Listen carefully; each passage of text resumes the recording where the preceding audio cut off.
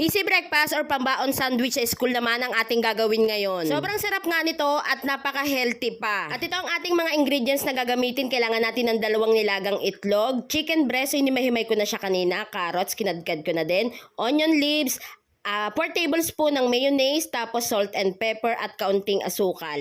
Una, kailangan muna natin durugin itong nilagang itlog at kapag okay na ay tabi lang muna natin. Pagkatapos dito sa isang bowl ay pagsasama-samahin na natin lahat ng mga ingredients. So lagyan natin dyan yung chicken, itong nilagang itlog na minash natin, tapos carrots, itong onion leaves, tapos naglagay na rin tayo dito ng mayonnaise. So kung nakukulangan kayo sa mayonnaise ay pwede kayong mag-add dyan. Timplahan lang natin ng kaunting asin at paminta, pagkatapos ay asukal na rin pambalance lasa.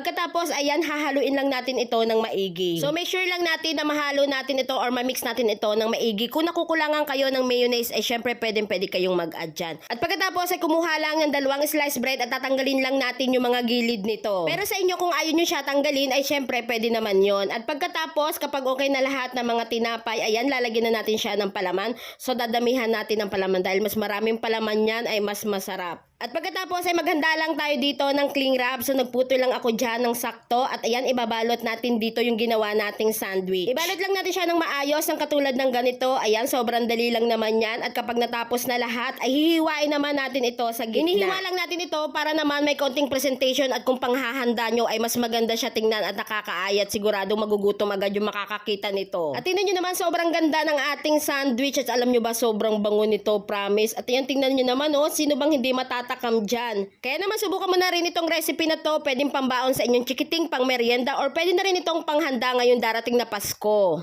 At syempre, titikman natin yan. Tingnan nyo naman ating ginawang sandwich. Wait lang. Focus ko lang kayo.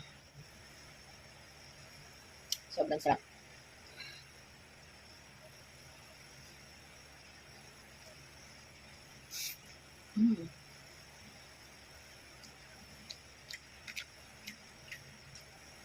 Sarap.